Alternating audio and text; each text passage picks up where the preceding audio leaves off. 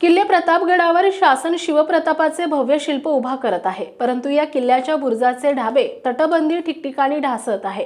गडाला मोठमोठ्या भेगा पडल्या आहेत, पायऱ्या मोडकळीस आलेल्या आहेत, मुख्य बुरुजही अर्धा ढासळलाय। याची ताबडतोब दखल घेऊन सरकारने डागडुजीसाठी रायगडाप्रमाणेच 500 कोटींचा निधी उपलब्ध करून प्रतापगडास गतवैभव प्राप्त करून द्यावे, अशी मागणी श्री शिवप्रताप भूमिमुक्ती आंदोलनाचे निमंत्रक माजी आमदार नितीन शिंदे यांनी केली आहे। नितीन शिंदे आणि भाजपा महिला मोर्चा प्रदेश सरचिटणीस ॲडव्होकेट स्वाती शिंदे यांच्यासह शिष्टमंडळाने प्रतापगड येथील शिवप्रतापाचे शिल्प बसवण्यात येणाऱ्या जागेची पाहणी केली। यावेळी छत्रपती शिवाजी महाराजांचे भव्य दिव्य पराक्रमाचे शिल्प कसे उभे राहील, शिवप्रतापाच्या शिल्पाचा चबुतरा किती लांबी आणि रुंदीचा असेल, त्याचबरोबर त्या शिल्पाच्या पाठीमागील बाजूस संपूर्ण प्रतापगड येतो का याची पाहणी केली। या चबुतऱ्याची उंची 8 फूट आणि अफजल खानाच्या वधाचे शिवप्रतापाचे शिल्प 18 फूट असल्याची माहिती नितीन शिंदे यांनी दिली आहे। त्यानंतर शिंदे यांनी प्रतापगडाचीही पाहणी केली।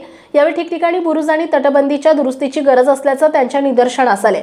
त्यानंतर माध्यमांशी बोलताना नितीन शिंदे म्हणाले, स्वराज्याचा शत्रू अफजल खानाच्या वधाची व्यूहरचना जिथे आखली आई तुळजाभवानीच्या मंदिरामध्ये अफजल खानाच्या वधाची शपथ छत्रपती शिवरायांनी घेतली। खंडोजी खोपडेचा चौरंग केला तो प्रतापगड टिकावा, यासाठी सरकारने ताबडतोब दखल घेऊन किल्ल्याच्या डागडुजीसाठी निधी उभा करावा, अन्यथा व्यापक आंदोलन करू असा इशारा शिंदे यांनी दिला आहे।